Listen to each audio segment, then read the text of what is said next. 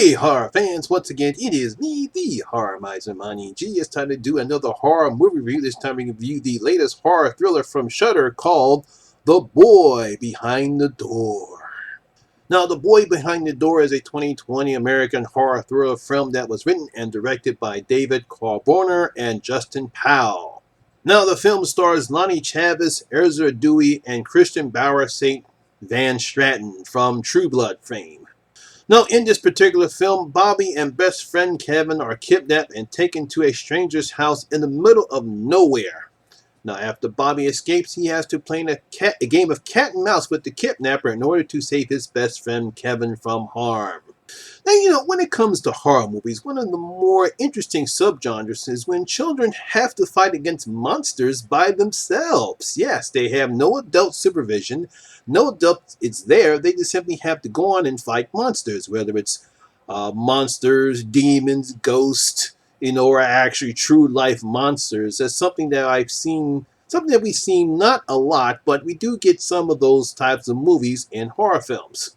Now, some horror films have used this particular formula in a comedic setting, like in 1987's horror film The Monster Squad. You know how fun that film was. The Wolfman's got nards!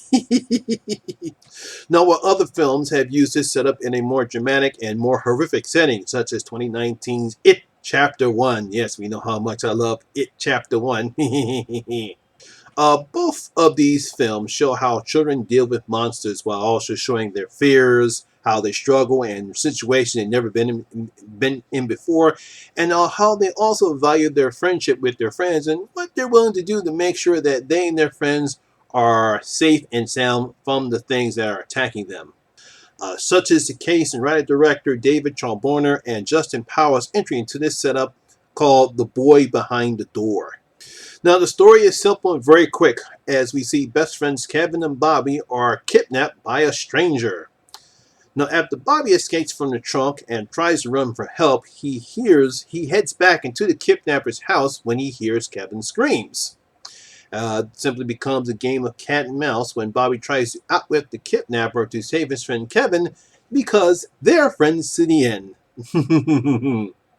One of the things I liked about this film, despite the simple setup, is the house that Bobby and Kevin find themselves in. I mean, first of all, it's dark and creepy looking. It's very dingy. It's dirty.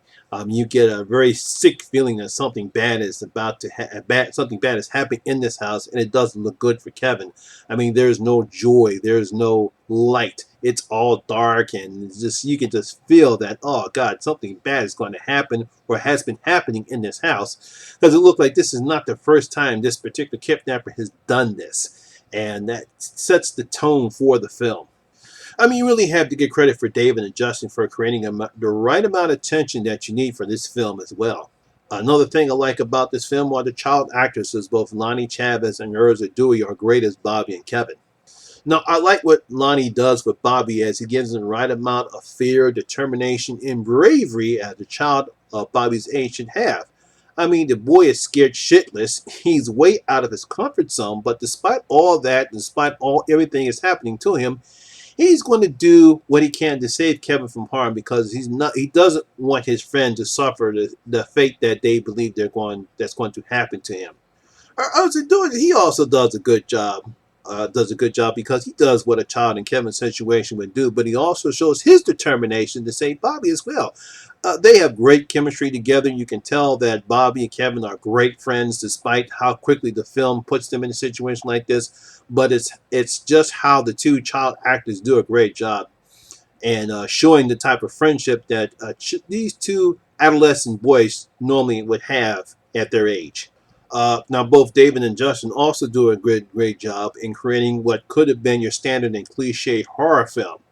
They could have just stopped with the steps and do what we've seen before in this type of situation, but they did an excellent job in fleshing out the boys' characters because we really don't spend that amount of time with them. When we get to see them at the beginning of the film, obviously they can tell they're best friends, but they're put right in the situation. But because of how Justin and David filmed the film and how it is written, we get the fleshing out of the boys' characters, and it also creates enough tension and suspense that the audience wants to see Bobby and Kevin survive the worst nightmare that any kid can find themselves in. We start pulling for them, and we're happy when good things happen to the kids. No, I also love the fact is when the kidnapper's identity is revealed, it's something I didn't see coming at all. I was quite surprised, and when a filmmaker can do that, can actually put in a little small twist that you didn't see coming whatsoever, I was like, whoa, I didn't see that coming. That means that they did their jobs, and that's great for what David and Justin done here.